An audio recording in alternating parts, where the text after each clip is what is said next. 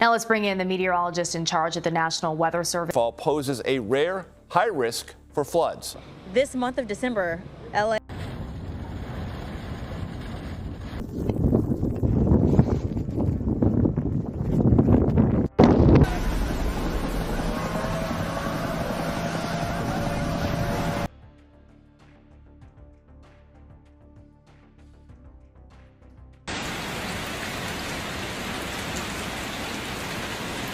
Are we stepping into the last days the Bible warned us about?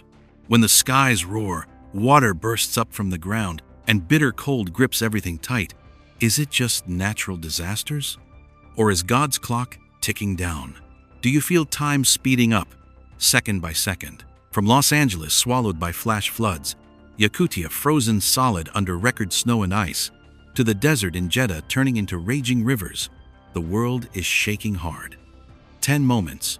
10 hard hits to human pride, where water rises, the earth cracks, and everything gets turned upside down. Don't look away. What's coming next might make you wonder. If history repeats itself like in Noah's time, will we choose to believe or not? 1. Widespread flash flood warnings across Los Angeles Metro and Southern California.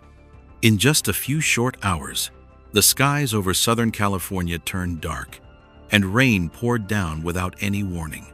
Streets flooded, freeways came to a standstill, and familiar neighborhoods turned into chaos.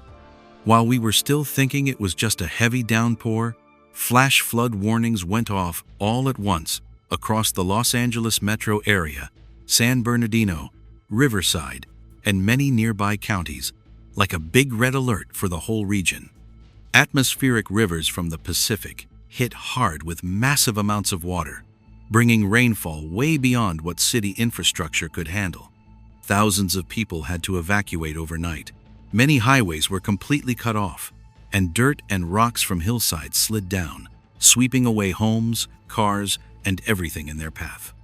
Officials reported dozens of areas with dangerous deep flooding, fast-moving water strong enough to flip cars, destroy foundations, and shut down the city for hours on end. The damage isn't just in the pictures. This is part of the string of billion-dollar disasters that America keeps facing, where each urban flood can cost billions, from ruined homes and roads to disrupted daily life and the economy. Even our modern drainage systems quickly got overwhelmed, showing how fragile the order we've built is compared to nature's real power when it's pushed to the limit. Looking at those swirling waters right in the heart of Los Angeles, it's hard not to think of the warning in Genesis 7, 11, 12. In the 600th year of Noah's life, all the springs of the great deep burst forth, and the floodgates of the heavens were opened, and rain fell on the earth 40 days and 40 nights. The water didn't just come from above, it surged up from the ground itself, just like the Bible described in that time of judgment by flood. Jesus also warned in Matthew 24:37, "As it was in the days of Noah, so it will be at the coming of the Son of Man." And Luke 21:25 says, "On the earth, nations will be in anguish and perplexity, the roaring and tossing of the sea." Those words feel haunting when torrents of rain hit the city, bringing widespread confusion, helplessness, and fear. Of course, some will say this is just the result of climate change or natural cycles. But the question hangs there. Why does what's happening match so eerily with the descriptions of a world drowned because of human corruption? Genesis 6:13 records God's words, "The end of all flesh has come before me. I am going to destroy them along with the earth." This isn't a threat, it's a warning that has come true before. Los Angeles today isn't just a weather report. It's an opening signal, the first alarm bell showing water returning as a familiar language of judgment. If this is only the beginning, how much worse could things get ahead? And as water keeps rising in other places around the world, will we realize it too late or wake up in time? 2. Ice apocalypse in Siberia. The screen opens without any long introduction. Just Yakutia. Just the number 69 degrees Fahrenheit sitting alone in the middle of the frame. The camera shakes a little in the blizzard wind, snow whipping across the lens like it's tearing the air apart. No emotional narration, just the cold facts. Ice has this land in a tight grip, and people look small and fragile. From Tixi, videos show house doors completely buried in snow, streets gone, schools closed for good. Nothing but white, as far as you can see. A feeling of being cut off from everything, like the rest of the world doesn't exist anymore. The only sound is the wind howling, going on and on, like a judgment that doesn't need words. These pictures aren't rare anymore. In Hokkaido, Japan, whole villages buried under deep snow. In Alaska, billions of dollars in damage from 6 to 8 feet of snow. Record cold trapping folks at home for days. Even farther away, Jeddah, desert turned into rivers, where Fireman Ali Khan risked his life saving people in the floodwaters. Different places, but the same feeling. People surrounded by nature's extremes. Weather experts give the usual explanations. The jet stream acting up, temperature differences at the Arctic, climate change making weather more extreme. The Siberian blizzard is described as plain physics in the atmosphere, a chain of causes and effects you can measure, model, and predict. But then another way of looking at it sits right beside that. Genesis 8:22 says, "While the earth remaineth, seed time and harvest, and cold and heat, and summer and winter, and day and night shall not cease." Cold and heat, winter and summer. Not just natural cycles, but an order that's promised. Job 37:9-10 adds, "Out of the south cometh the whirlwind, and cold out of the north. By the breath of God, frost is given, and the breadth of the waters is straitened." The cold doesn't just come from the north, it's from the breath of God. So is this just atmospheric physics, or another language for divine power? Science talks about extreme weather. The Bible talks about signs. Matthew 24-39 warns, "And knew not until the flood came, so shall also the coming of the Son of Man be." People in Noah's day went about their normal lives until it was too late. And us, watching Yakutia freeze solid, are we understanding something? Or are we also not knowing? Revelation 16:21 describes trouble from the sky. "And there fell upon men a great hail out of heaven." Ice, hail, floods, different forms, but the same message about how fragile we are before judgment. Genesis 6:17 brings back Noah's flood, not to scare us, but to wake us up. From Tixi, through those shaky snowstorm frames, this moment isn't just a weather report.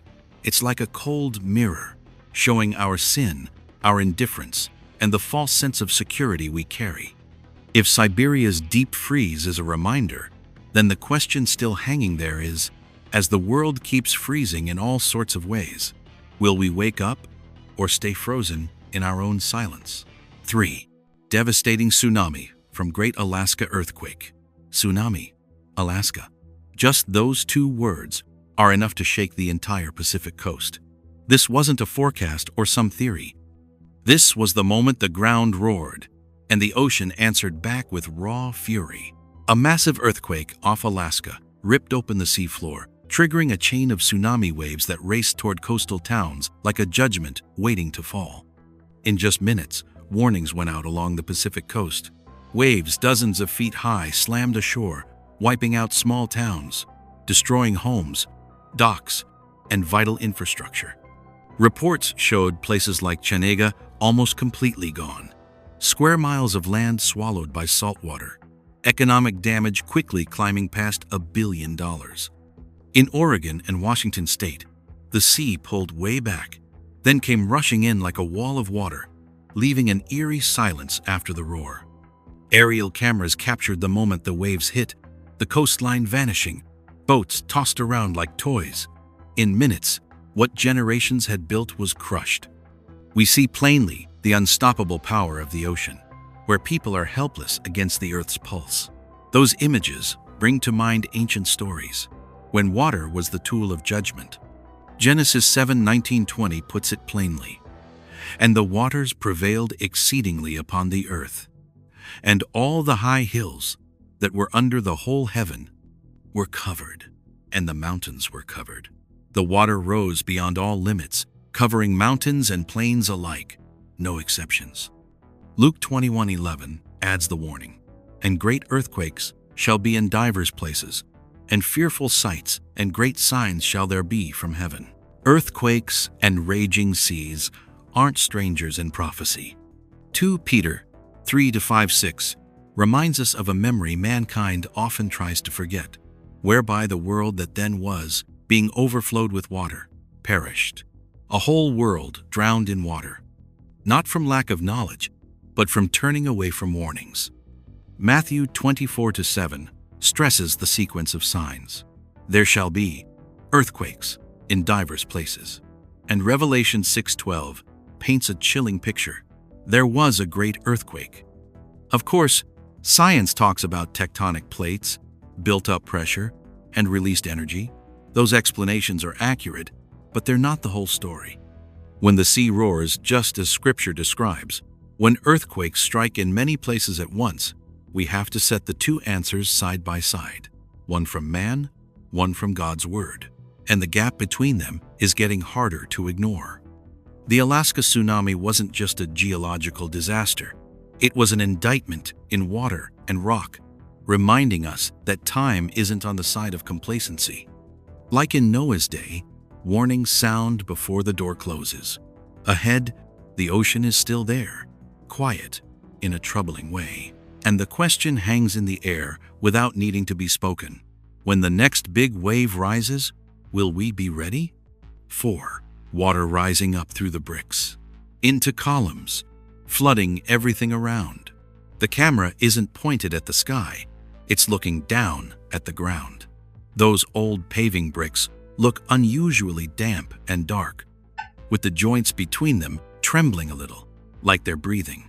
No sirens going off, no heavy rain pouring down, just this strange sound, the hiss of water pushing up from under the concrete, slow but steady, as if the earth below is waking up. Then, all of a sudden, the water bursts out, not from sewers, not from rivers overflowing banks, but right from the bricks under people's feet. Columns of water shoot straight up a few feet, cracking the pavement, spreading fast through the neighborhoods.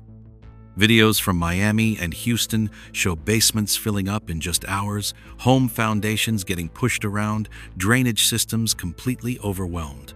In Nouakchott, Mauritania, the ground soaked full of water pushes the level up several feet, square miles of land sinking down, damages quickly, hitting billions of dollars.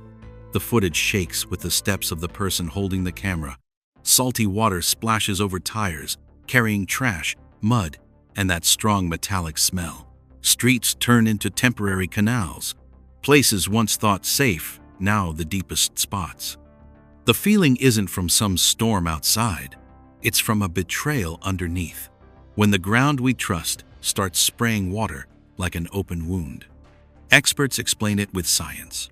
Overpumping groundwater, rising sea levels, water pressure forcing its way through city foundations. They use technical terms, all logical and backed up. But watching those columns shoot up from dry land, a lot of folks can't help feeling it's more than just an infrastructure problem. Genesis 7:11 puts it plain. In the 600th year of Noah's life, the fountains of the great deep burst forth, not rain first, but the springs of the deep breaking open. Job 38-16 asks straight out, "Have you entered into the springs of the sea, or have you walked in the recesses of the deep?" Do we really understand what's moving under our feet? Psalm 29-10 declares God's rule. The Lord sits enthroned over the flood. The Lord sits enthroned as king forever. And Matthew 24-38, Luke 17:27 remind us of the familiar scene.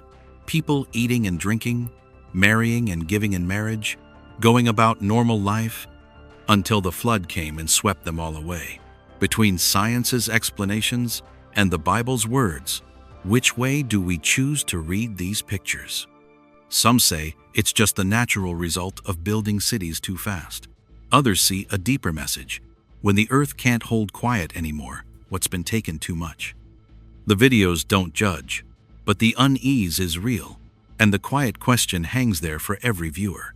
Is this just man's mistake, or a reminder from something deeper? The water rising from the bricks doesn't roar, but it's patient. It reminds us that judgment doesn't always come from the sky. Sometimes it starts right under our feet. And when the ground stops staying quiet, what's next? 5. Water rising sky high, park suddenly turns into a river and lake. The morning in the park starts out real slow. The water's still calm. A light breeze moves across the grass, and the birds chirp like they're keeping time for a quiet day. We're standing there, so used to everything being normal that we figure this scene will stay the same forever, that nature will always be gentle if people just act right. But that calm doesn't last long.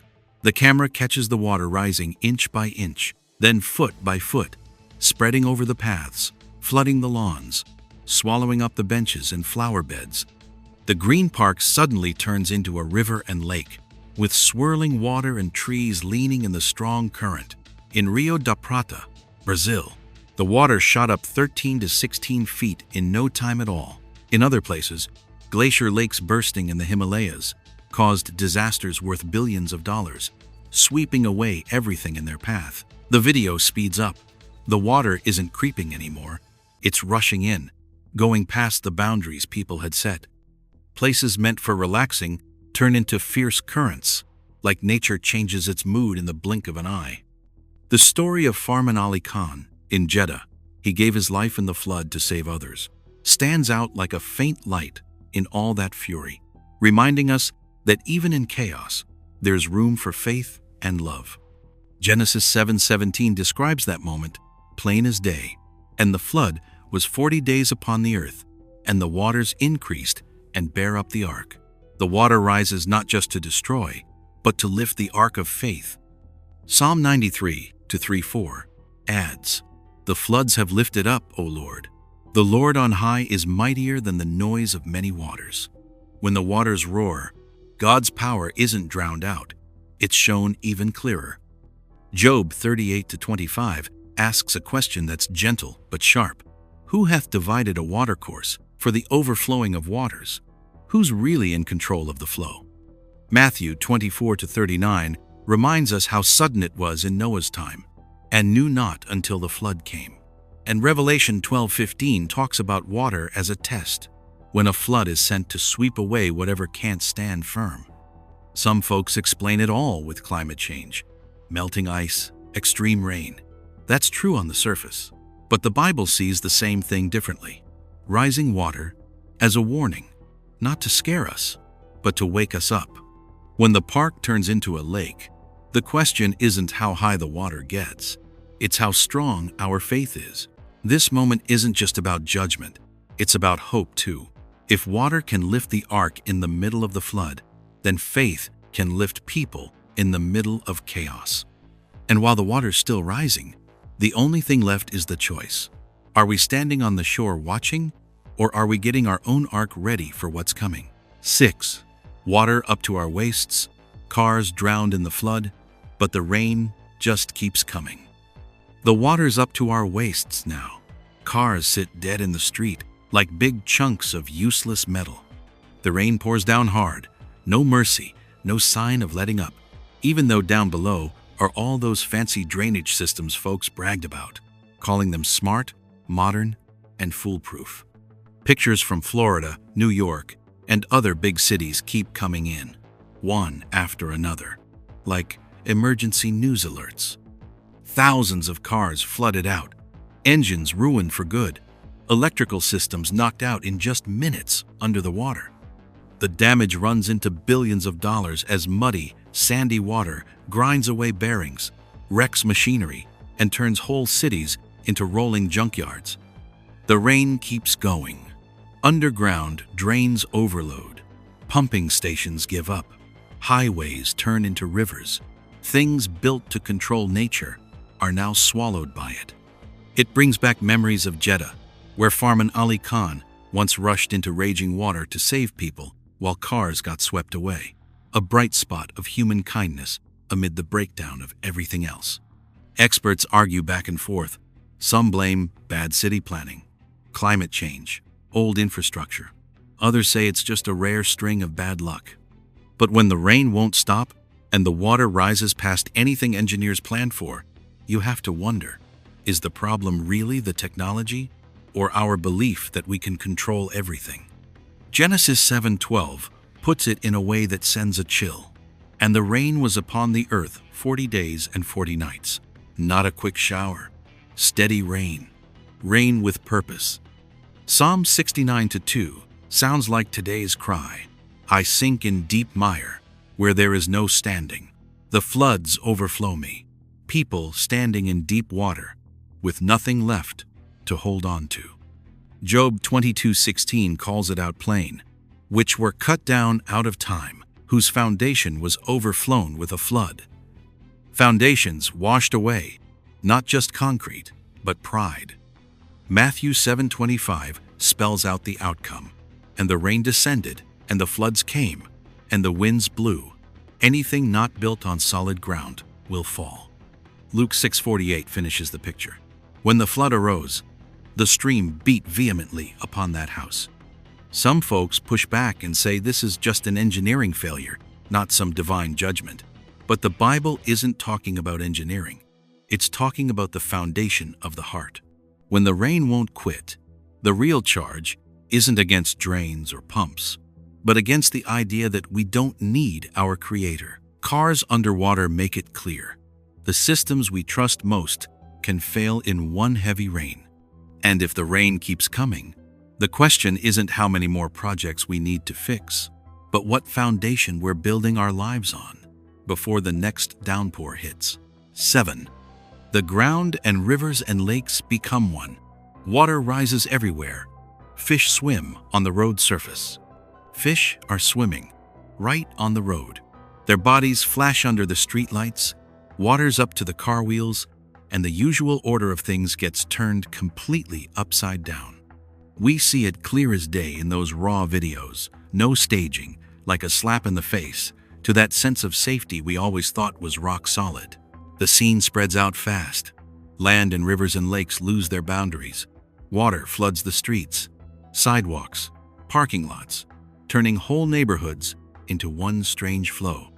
In Tampa Bay, Florida, fish get pushed from the canals onto the streets after heavy rains. In Vancouver or Savannah, the same thing happens when rivers overflow their banks. Videos show fish thrashing in the murky water, swimming through places meant only for people, giving an eerie, almost unreal feeling. Experts explain it plainly. Long, heavy rains, high tides, and overloaded drainage systems cause river and canal water to back up into cities. The water pressure pushes fish out of their normal homes, making this a natural result of serious flooding.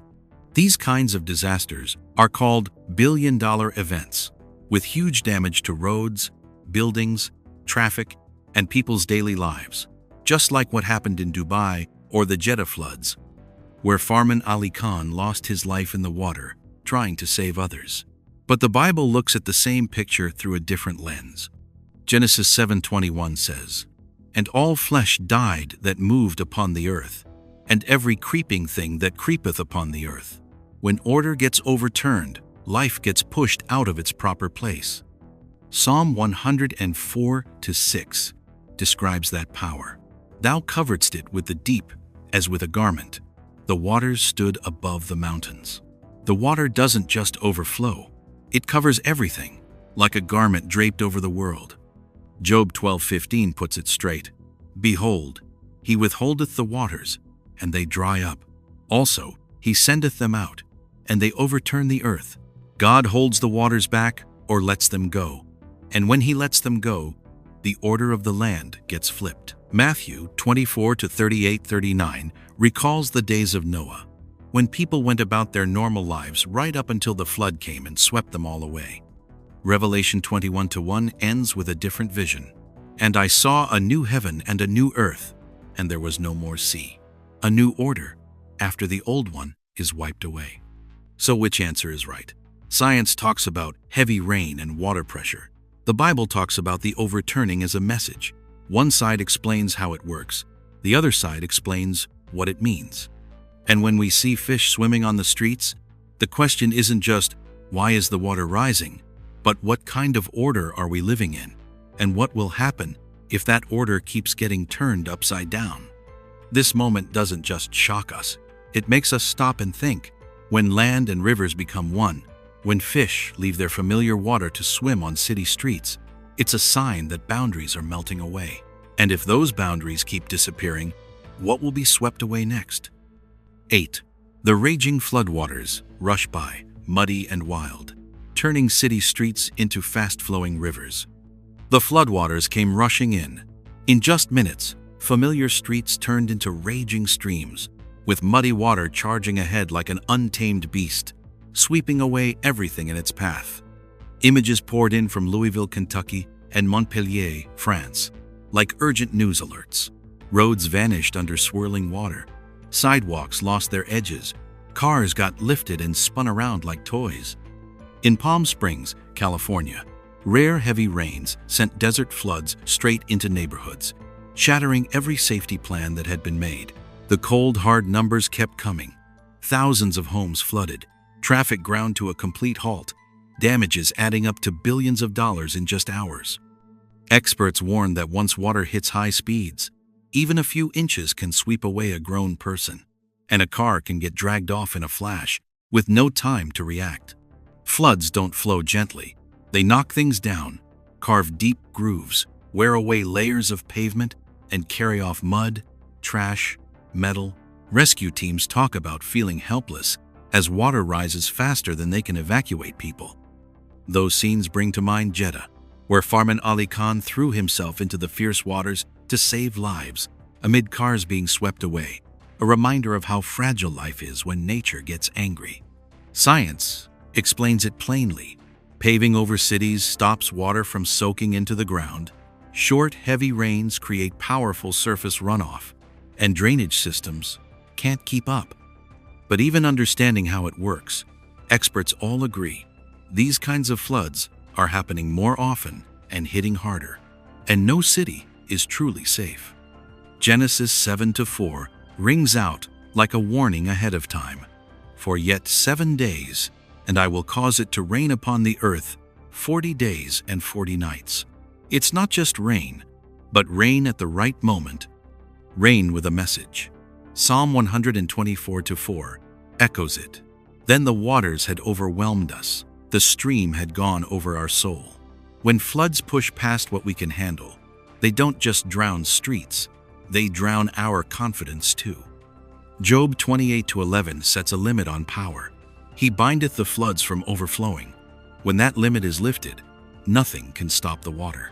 Matthew 24:37 puts it straight, but as the days of Noah were, and Luke 21:25 describes our times perfectly. The sea and the waves roaring. The seas roar, waves crash, and dry land finds no peace. Some folks argue it's just the natural result of city planning and climate. No need to see deeper meaning. But the Bible doesn't deny the mechanics. It warns about the fallout when people think they've got every flow under control. When streets turn into rivers, the warning isn't abstract anymore. It's rushing right under our feet. This moment doesn't leave room for waiting around. The floods are carrying off anything that stays still. And while that fierce stream is still rushing hard, the question hangs open. Will we keep standing in the middle of it, or find a way out before the next one hits even stronger? 9.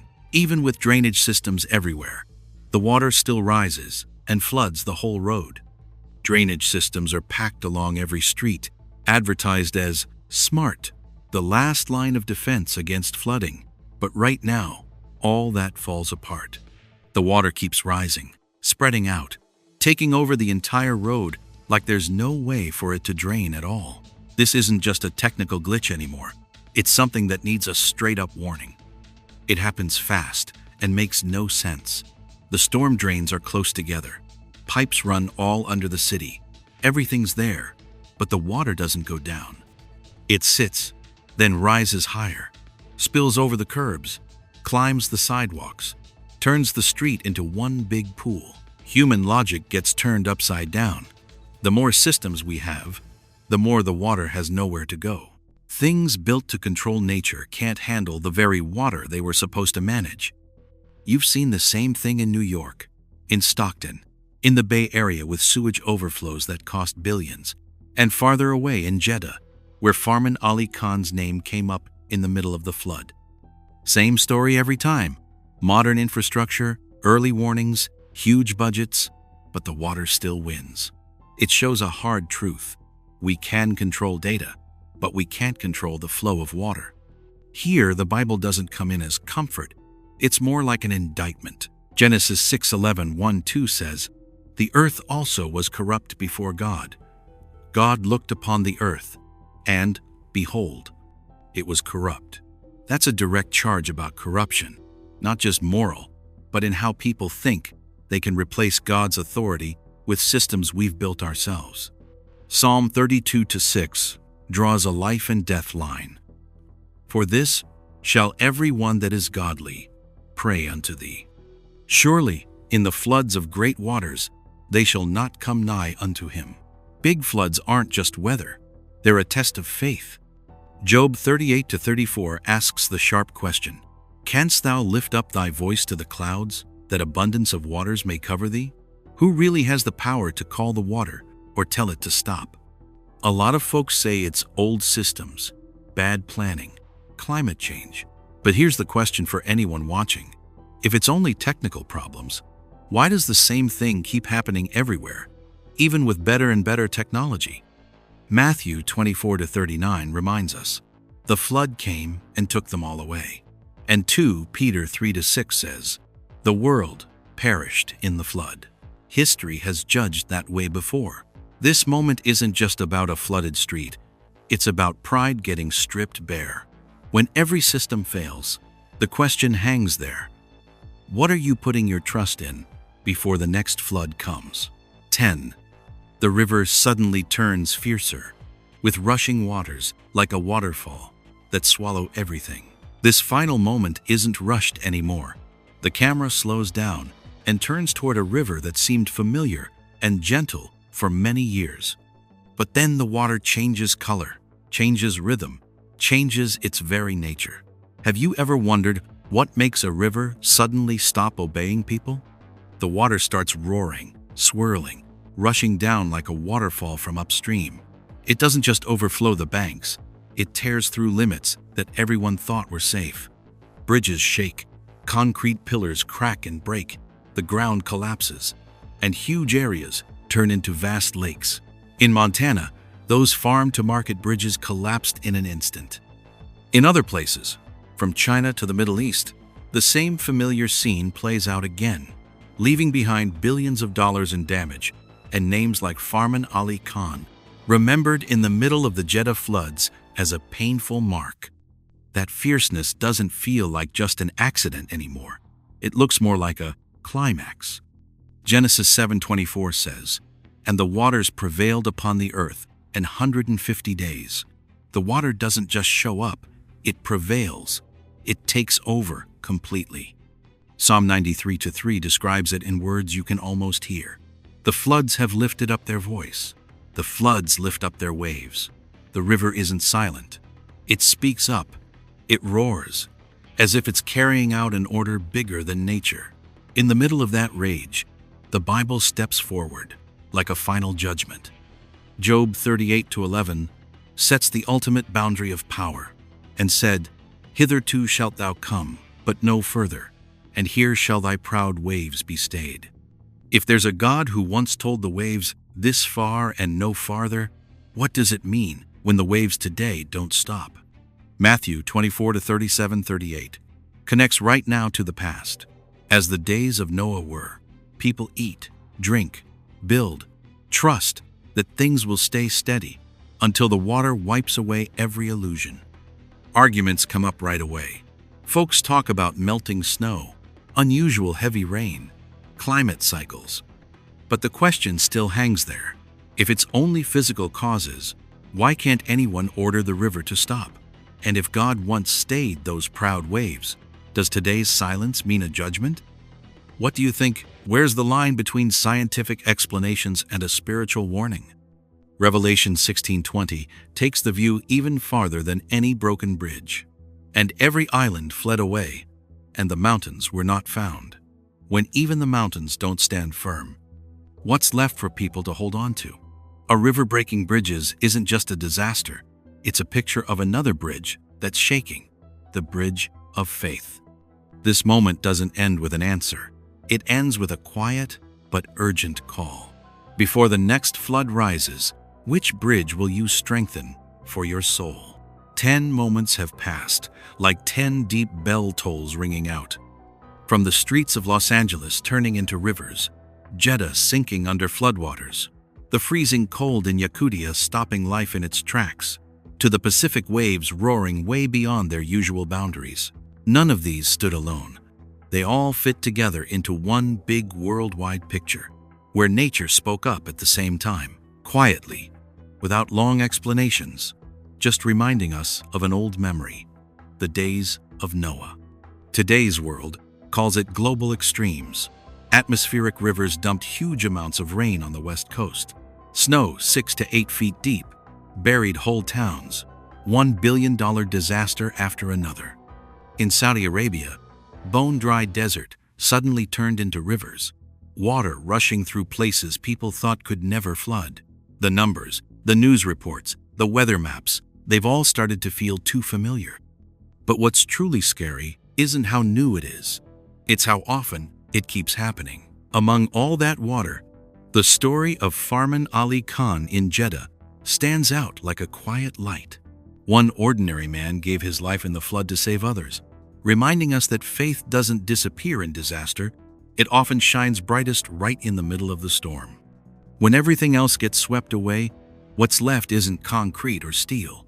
It's the choices made by the human heart. The Bible doesn't show up to offer cheap comfort. It's there to wake us up. Matthew 24-42 comes through like a whisper you can't ignore. Watch therefore, for ye know not what hour your Lord doth come. Stay alert, because nobody knows the hour. Yet at the same time, Genesis 9:11 speaks of the promise, and I will establish my covenant with you. Neither shall all flesh be cut off any more by the waters of a flood. The water won't destroy everything again. God's promise still stands for anyone willing to listen. But the Bible doesn't hide the hard truth either. 2 Peter 3:10 warns, "But the day of the Lord will come as a thief in the night." That day will arrive without warning, and the world as we know it won't stay the same. This isn't meant to scare us. It's meant to ask a straight question. What are we getting ready for? Don't wait until the water's up to your neck to look for a way out. Noah's Ark wasn't built in one night, and faith isn't something you put together when it's already too late. There's still time today to turn back to God, to pray, to repent, to come home to His open arms, and to put full trust in the one who holds power over both the flood and the sunrise after the storm. If these moments have touched you, leave a short prayer or share your thoughts in the comments below. It might be just a few words, but it could be the start of something new. And if you don't want to miss any more signs ahead, please like, share, and subscribe so we can stay alert together. Thank you for sticking around to the end. When the storm passes, morning light is still waiting on the other side.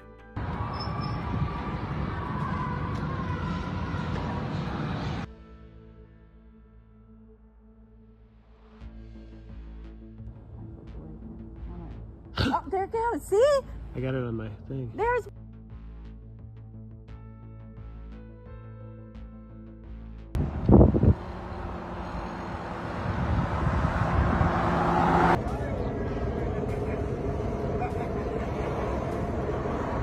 Have you ever wondered, what if the sky isn't quiet anymore? What might that mean? A place that once stood for peace now seems to shiver and wake up, with a bunch of strange things happening right before Christmas. These signs are piling up, overlapping, like time is getting squeezed, and a chaotic future is closing in with every breath we take. From huge white clouds, shaped like angels over the skies in Turkey, golden sparkling spots, like magic dust in the Ohio night, to a cold blue light hanging still, then splitting into three up above. Then a sky burning red, like judgment fire in China. The sun wearing two weird halos. A helicopter frozen in mid-air, like time stopped. And it doesn't end there. An eye carved deep on an ancient mountain peak. A straight pillar of light tearing through the sky. A golden object hovering in the clouds. And two orbs coming together silently. 10 events, not scattered or random, hitting one after another like the countdown beats to something getting closer. So what if none of it is random? To get answers to questions like these, don't miss a single bit of info. And join me as we dig into the big truths below. These could be messages that God wants to send us right before Christmas. And I won't keep you waiting long. We'll get started right away with 1. Angel wings spread wide over the sky in Samsun, Turkey. The moment the video starts playing, we no longer see a familiar sky. There's no explosion, no flash of light, just a peaceful, empty space that suddenly freezes, as if the sky itself is holding its breath. And in that quiet, a huge shape slowly appears, enough to make anyone slow their heartbeat a bit as we watch each frame together. The video is set in Samsun, an old coastal city in Turkey, where hills and the sea come together, and people are used to the strange ways wind and clouds move. But this time was different. Against a pale blue sky, a giant white cloud streak showed up, not scattering or twisting, but curving perfectly and spreading out like a pair of wings opening wide. It wasn't just kind of like, it was too much like one. Hard to believe it was just by chance. As the video goes on, what gives viewers chills isn't the size, but the details. The cloud band isn't faint. Thin layers stack on each other, forming soft lines like feathers. The edges curve gently and stand out clear, as if an invisible hand just touched the sky. That cloud didn't fade quick like regular ones. It hung around for hours, long enough for folks in Samsun to stand still, look up, film it, and share the video with a feeling that's hard to name. Part amazement, part reverence. Right in that moment, the Bible comes to mind like a quiet hint. Revelation 14:6 says, "And I saw another angel fly in the midst of heaven, having the everlasting gospel to preach unto them that dwell on the earth, and to every nation, and kindred, and tongue, and people." No one dares say for sure this was an angel, but the sight makes people pause and wonder, if there's a message to send out, would it start with a sign big enough for the whole world to look up? Of course, scientists were quick with explanations. They call it a lenticular cloud formed when wind blows over hilly terrain, or Kelvin-Helmholtz atmospheric waves making those unusual curves. On social media X, opinions split sharply. Some believe in weather geoengineering, others say it's just a group illusion, and there are those who quietly call it a holy sign. But no matter which side, one thing's hard to deny. Science explains how it happens, but it doesn't touch the feeling that image stirs in people's hearts. And maybe that's what makes this phenomenon scary in a very quiet way. Not because it's threatening, but because it's like a gentle reminder that there are things bigger than reason out there. If this is a guardian angel's wings, then will whatever comes next still look as peaceful? Because right after Samsun, over the skies in America, those sparkling golden spots started appearing like a Christmas miracle, or like another whisper from heaven. 2. Golden sparkles in the night sky over Huber Heights. The night sky in Huber Heights has always been quiet and clear, where streetlights are usually the brightest thing you see. But in that video that was recorded, the darkness wasn't so dark anymore. It softened up, like it was covered with a warm glow, gentle enough that it didn't startle anyone, just made them pause and let the beauty sink in. Then the golden specks started showing up. Not just one or two, but hundreds of tiny twinkling lights, sparkling and drifting slowly through the air, like magic dust falling from another world. They didn't zip around fast or flash wildly. They moved easy and steady, making the whole night sky feel like it was breathing. In that moment, it didn't feel like watching a video anymore. It felt like standing right there in the dark, sharing a feeling that's hard to put into words. peaceful, moving, and a touch of something truly sacred. Local folks said they weren't scared at all. Instead, it calmed them down, like something special was being given to them. And maybe a lot of us, seeing those lights, can't help but think back to old stories, stories that faith has passed down for thousands of years. In the Gospel of Matthew 2-9-10, it says, "The star they had seen in the east went ahead of them until it stopped over the place where the child was. When they saw the star, they were overjoyed." No one is saying this was that same star from back then, but the sight is enough to bring back memories of a light that once guided people, bringing joy and hope to the world. Astronomers later explained it. They think it might have been stars twinkling because of turbulence in the atmosphere, when air layers move and bend the light, scattering it to make it sparkle like golden dust. Some others figure it could be light reflecting off man-made objects far away. On social media, arguments popped up quick. Some called it fairy dust, others wondered about UFOs, and some just watched the video over and over, not to figure it out, but to hold on to that rare feeling. Because even if science can explain how it works, there's still something hard to put into words.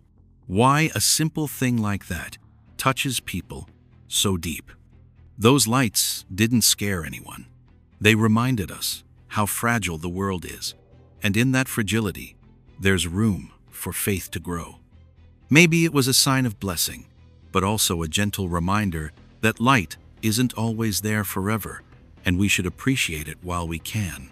But that gentle feeling didn't last, because from the warm golden sky over Ohio, the next lights that showed up in Columbus were a cold blue, still, strange, and different.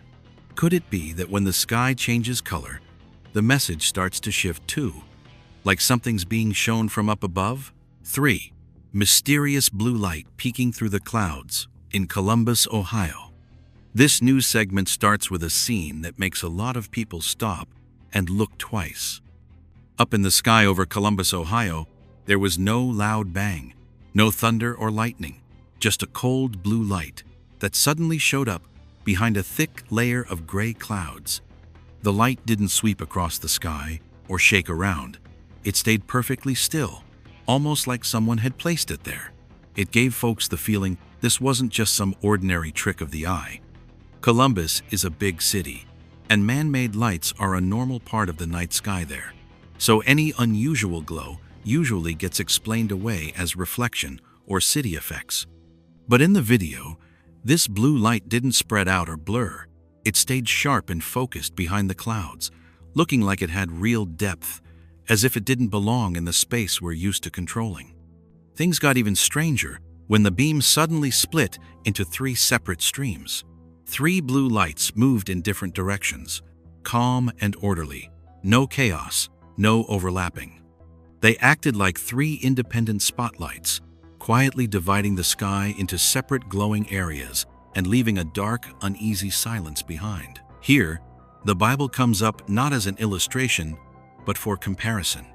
Ezekiel 1-4 says, "I looked, and I saw a windstorm coming out of the north, an immense cloud with flashing lightning and surrounded by brilliant light.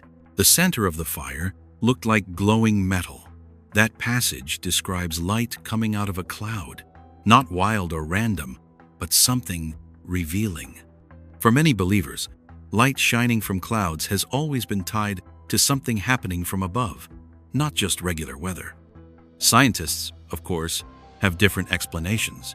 Some experts think it could be Rayleigh scattering, where strong light from the ground bends through the atmosphere and turns that special shade of blue. Others say industrial lights, or big outdoor lighting systems reflecting off low clouds, might create the illusion of splitting, especially from far away.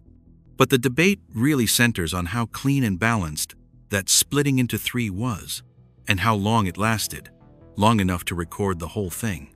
If it was just an optical illusion, why was the movement so orderly? If it was man-made lights, why didn't it spread, flicker, or distort like other cases we've seen before? In the end, the question is left for the viewer. Is this just a rare city sky phenomenon, or something more symbolic, maybe reflecting the growing divisions among people in these troubled times. The blue light over Ohio might be only the beginning, because soon after, the sky over Shanxi, China, turned bright red like fire, and the stories of strange signs in the heavens don't seem to be stopping anytime soon. 4. The sky over Shanxi, China, with flames of judgment. On crimson clouds, the sky over Shanxi suddenly changed color. It wasn't the soft red of a sunset, but a fierce, pinkish red, like some kind of fire spreading across the clouds. It happened out of nowhere, stopping people in their tracks. And for a moment, we all felt the same thing. This wasn't just an ordinary evening anymore. Shanxi, that old coal mining region in China, is used to haze and fine dust in the air. The late afternoon sun often bends the light and paints the sky in strange colors. But this time, the red didn't just rim the clouds, it covered the whole sky above, like a giant curtain of fire hanging up there. The layers of clouds stacked on top of each other, and that pinkish red glow moved slowly, curling like it was alive. The color didn't fade, it got deeper, giving a feeling that was both magical and a little scary. A lot of folks said it felt hard to breathe, as if the sky was pressing down close, carrying some kind of unseen weight. Weather experts were quick to explain it. They said the late sunlight passing through thick smoke and dust from factories and burning fuel caused something called mie scattering, turning the sky that unusual red.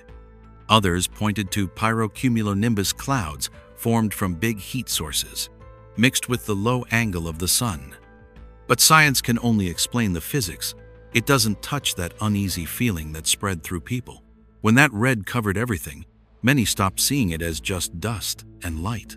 It felt like a sign, a strong reminder that went beyond the usual explanations. The Bible talks about things that sound a lot like this. In the book of Joel, chapter 2, verse 30, it says, "I will show wonders in the heavens above and signs on the earth below, blood and fire and billows of smoke." Those words weren't written to describe a weather event. They're meant as a wake-up call, saying that when the sky and earth change like this, it's time for folks to stop and take a hard look at themselves. The fire in the clouds over Shanxi can be explained by dust, smoke, and light, but its meaning doesn't go away so easily. It mirrors a hard truth.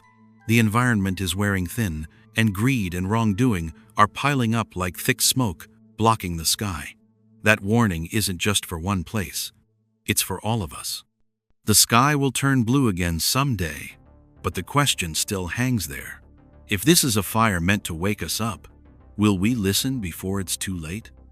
And as we move on from that blazing red over Shanxi, what comes next? Maybe that strange double sundog out in Oregon, where the sun looks like it's doubling its power. 5. The sun in Oregon showed 2 perfect rings of light around it. That morning in Oregon started with an unusual quiet. The light in the mountains still had a touch of mist, and the sky was clear, as if it had just been washed. The sun hung high, not harsh or glaring, but with a rare solemn look that made everything around it feel almost sacred, like nature was holding its breath for something about to happen. Then the phenomenon appeared. Around the sun, there weren't 1 but 2 circles of light, perfectly centered, one bigger, one smaller, fitting inside each other. The edges were strangely sharp, completely round, glowing softly but clearly, giving a feeling that was both mysterious and majestic. Many people just stood there quietly, because that moment brought up thoughts of some powerful sign, as if the sky was showing something that had been planned. The 2 rings didn't blur or fade away quickly.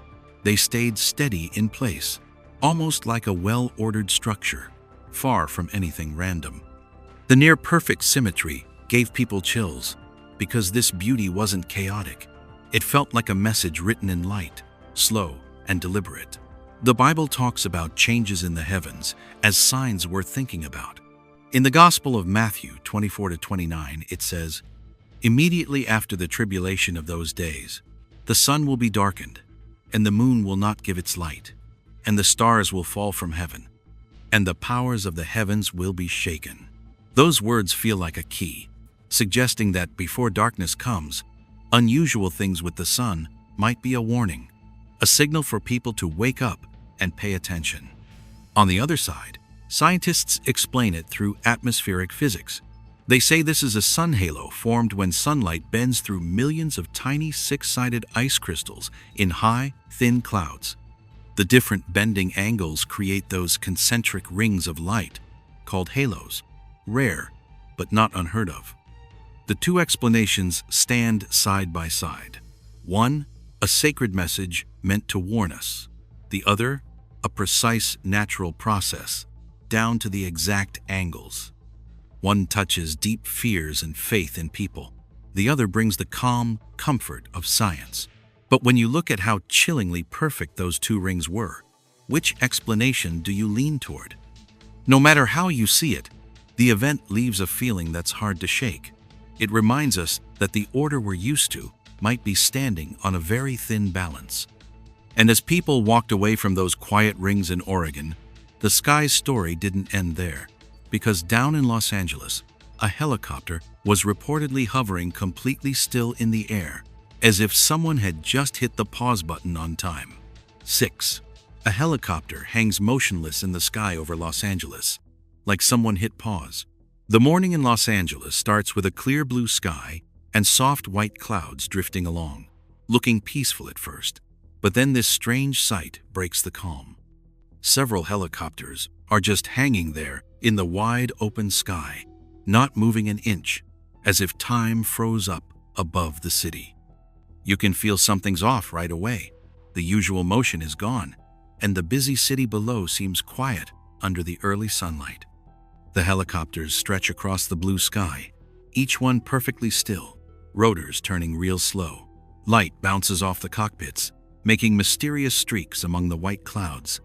A morning that's usually calm suddenly feels tense and a little spooky. People on the ground look up in wonder, mixed with worry. It's like a hidden message, reminding us that extraordinary things can show up right in the middle of ordinary life. We're watching something rare. The Bible comes to mind as a kind of holy warning.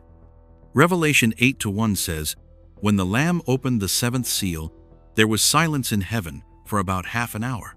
That silence, paired with these still helicopters against the blue sky and white clouds, feels like a reminder that our time here isn't endless. Every helicopter hanging there seems to say, folks need to wake up, get their hearts ready, and pay attention to what's coming. Experts explain that helicopters can hover like this. It's a technique to hold position and save fuel when the wind is light and the air is steady in the morning. Some physics ideas suggest optical effects from the early light against white clouds can make the stillness seem even longer. Still, a lot of people who saw it say the perfect spacing between the helicopters, how long they stayed put, and the way everything matched the blue sky so well, it all felt mysterious. Hard to explain just with science. The debate heats up. Some folks trust the technical reasons. Others think it's a supernatural sign. Even with the science making sense, it doesn't quite cover the deep, uneasy feeling or the amazement at how perfectly everything lined up against that blue and white sky. The light glinting off the cockpits looks almost like it's guided by an unseen hand, holding your gaze. This moment of motionless helicopters in the clear morning sky warns us that time is slipping away fast, but there's still a chance to notice the signals and make changes. From that Los Angeles dawn, we look up at each helicopter and realize invisible signs are watching and testing us. Will we stay alert enough to catch the message before something big really happens? From the sunrise over Los Angeles, our eyes shift to the top of Kilimanjaro, where a deep eye peers out through the white clouds. Who's keeping watch on every step humanity takes? 7. The peak of Mount Kilimanjaro, 19,340 feet, with a deep carving that looks like a mysterious eye. Mount Kilimanjaro appears in complete silence. No noise, no eruption, just a huge mountain standing quietly in the African landscape. At over 19,000 feet, where ancient snow and ice cover the slopes, nature seems to have a different rhythm, slow and deep. In that quiet, a strange shape starts to show itself, without any flashing lights or bright colors, but enough to make you feel a little humbled. On the mountain's surface, a deep carving stands out clearly, like a giant eye. The dark socket, the natural curved outline, it gives the feeling it's watching everything below. The sight is both grand and mystical, as if the mountain isn't just lifeless rock anymore, but has some ancient awareness.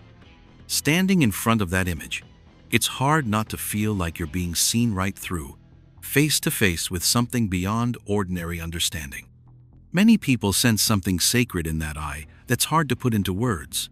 It's not fierce or threatening, just quiet and steady, like a patient gaze waiting for change in people. Maybe that's the moment that makes you wonder, in this big world, are we really alone? Or is there always a silent watch over our thoughts and actions? Debates quickly came up. Scientists say it could be pareidolia, where the human brain turns familiar shapes onto rock structures, ice, and land worn down over thousands of years. Some point to giant plants and ancient ice layers creating the odd form, all natural. But plenty of others argue the eye is too clear, too balanced, to be just random chance. In the Bible, high mountains are often linked to God's presence and protection. Psalm 121:1-2 says, "I lift up my eyes to the mountains. Where does my help come from? My help comes from the Lord, the maker of heaven and earth." Those words feel like a key, suggesting the mountain isn't just land, but a place where people look up, seeking guidance and safety. When you put those Bible words next to the eye on Kilimanjaro, many believe it's a symbol of loving but firm watching, not to spread fear, but to remind us that everything is seen, every action has results. That belief brings awareness, not panic. Whether you lean towards science or faith, the eye on top of Kilimanjaro leaves a lasting mark. It stirs the feeling that this world isn't meaningless, and we're not living outside the view of something greater.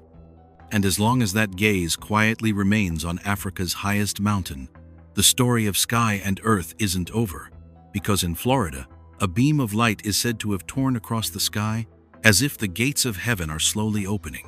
8. A strange beam of light in the Florida sky, like a tear opening up to heaven.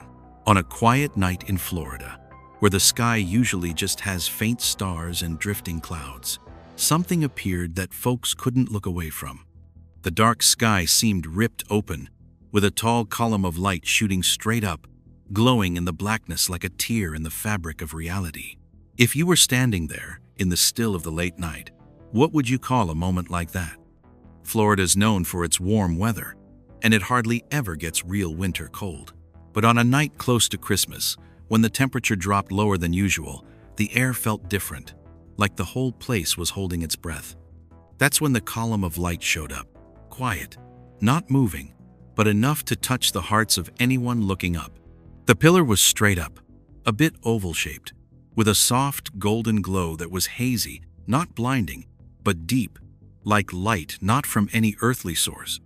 In the dark, it looked like a door hanging in the air, splitting the sky in two, making you feel like the line between what's seen and unseen had just been crossed. Many folks described a chill down their spine, not from the wind, but from something holy that's hard to put into words. That sight reminded quite a few people of the Bible verse in Revelation 4:1.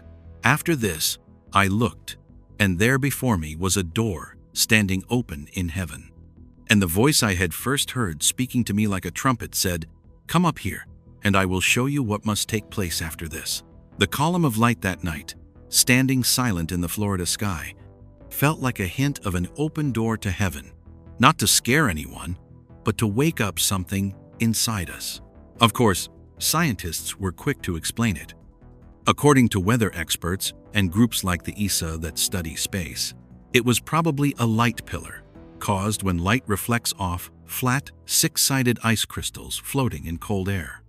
It's rare in a warm place like that, but it can happen under just the right conditions.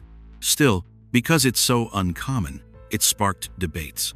Is this just an optical trick, or something beyond normal understanding. Between science and faith, that column of light stood there like a quiet question mark. It doesn't force anyone to believe, but it invites us to think. If there's really a door opening up, the question isn't where it comes from, but are we ready to step through it with a repentant heart and faith that's prepared? And as the column of light faded away in the Florida night, another question lingered. From that door to heaven in the darkness, to the golden object seen in the sky over Madrid not long after, was it just separate events or pieces of a bigger gate slowly coming into view? 9. Strange object hovering in the clouds looks like a golden disc. Up there in the thick clouds on a flight leaving Madrid, something odd suddenly caught a passenger's eye. It wasn't lightning, and it wasn't another plane. It was a golden object outside the window, just hanging in the air like it wanted to be seen. What was really up there at thousands of feet? And if you'd been on that flight, how long would you have kept looking? According to the witness, it happened while the plane was leveling off, flying through big stretches of clouds. No turbulence, no warnings from the cockpit, but the cabin got tense real fast when several people spotted the strange thing at the same time. Word spread quick, like hot news nobody had checked yet, and soon everybody was staring out the windows. The object was described as a flat golden disc with a smooth surface, giving off a soft golden glow that wasn't blinding. The most talked about part was a round hole in the center where light seemed to come from inside, more like some kind of portal than a man-made machine. Against all that white cloud, it looked strangely beautiful, fascinating and unsettling at the same time. Aviation experts were quick to offer early explanations. Some said it could be a reflection from another aircraft, or an optical effect from sunlight hitting the window and the camera lens. Things History.com and the Planetary Society have pointed out in past UFO cases. But those ideas haven't quieted the debate that's spreading. For a lot of folks, that light didn't look like any ordinary reflection. It didn't flash and vanish. It stayed long enough to make a real impression. That's why some people bring up the Bible as a challenge to the skeptics. In Ezekiel 1-4, it says, "I looked, and I saw a windstorm coming out of the north, an immense cloud with flashing lightning, and surrounded by brilliant light. The center of the fire looked like glowing metal, light in the clouds, shapes like wheels." Could that just be old-time words for things we're only starting to see now? The argument quickly split into two sides. One says it's just a common aviation sight blown out of proportion by imagination. The other asks, if everything's so easy to explain, why do similar sightings keep popping up more and more at sensitive times and places? The story ends, but the unease lingers. That golden object in the Madrid clouds disappeared without a trace, leaving only unanswered questions. And just when attention starts to fade, new reports come in from somewhere else. From the golden portal over Europe to two orbs joining together spotted in Vermont, are we getting closer to some final coming together that hardly anyone wants to name out loud? 10. Two strange orbs in the sky over Vermont, USA. The sky over Vermont suddenly got exciting for a few intense moments when two glowing balls appeared almost at the same time, with no warning and no explanation. One was a bright orange, like a blazing fire. The other a deep, chilly purple. Both hung there in the gray clouds, turning the quiet American countryside into something unusual and unsettling. Was this just a rare natural event, or some kind of final warning? Vermont is used to peace and quiet, wide open fields and clear skies. That's why these two lights really threw people off. Reports spread fast, describing how the air felt tense as the orange and purple glows moved slowly, almost like they were checking things out, then drifted closer together in eerie silence. From what folks said, the orange one looked alive, like flames pulsing gently, while the purple one was darker, with a faint misty edge.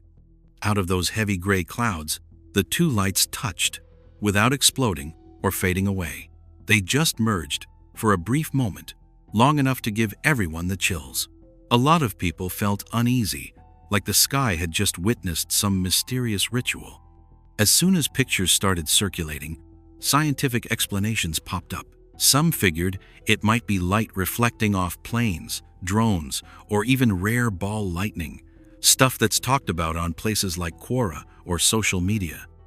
But those ideas don't really explain the matching colors or the way the two orbs came together so perfectly, almost like it meant something. In the middle of all this, the Bible comes up not as a gentle hint, but as a serious reminder for a world that's reaching a turning point.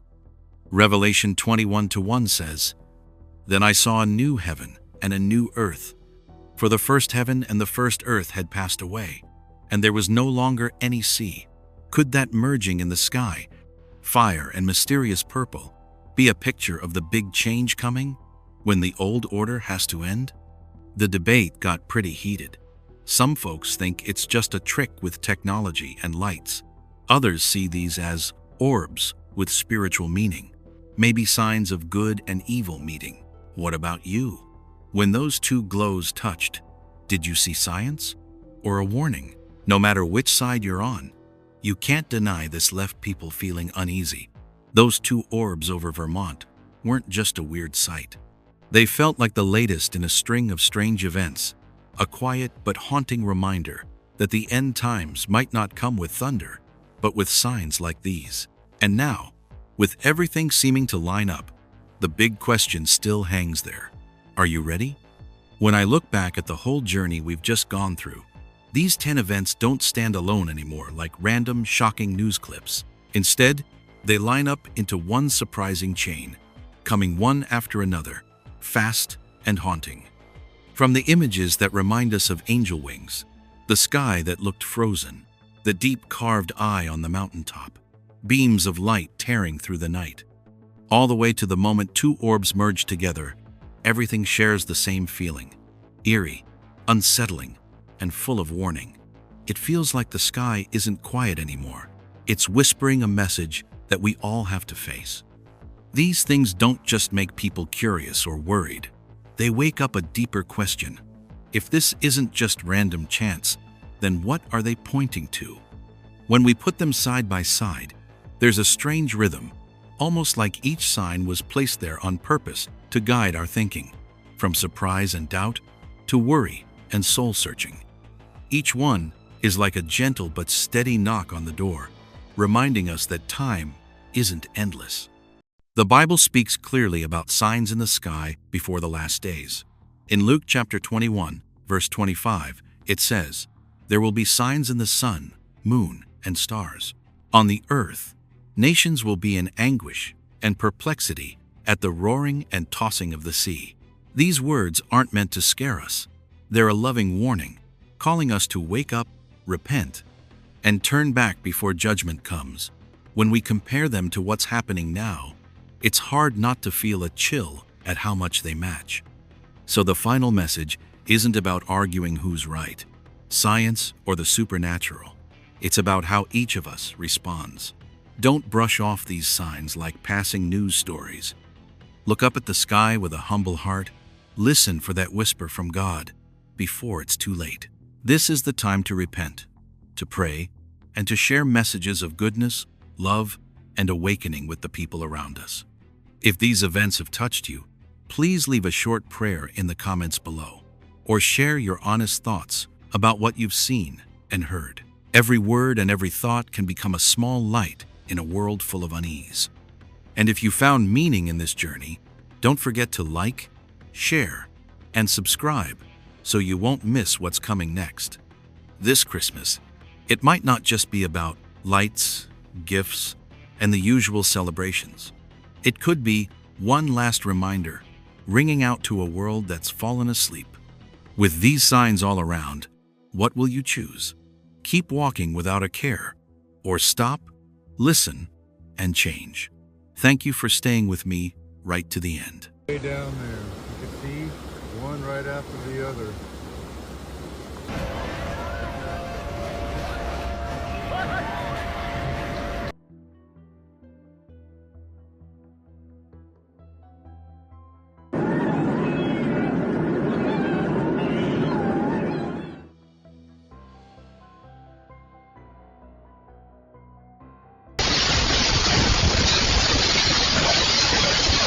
Have you ever wondered, when the sky roars and the ground shakes, whether God is shouting out a warning to mankind about the end of the world rushing toward us like a whirlwind of fire?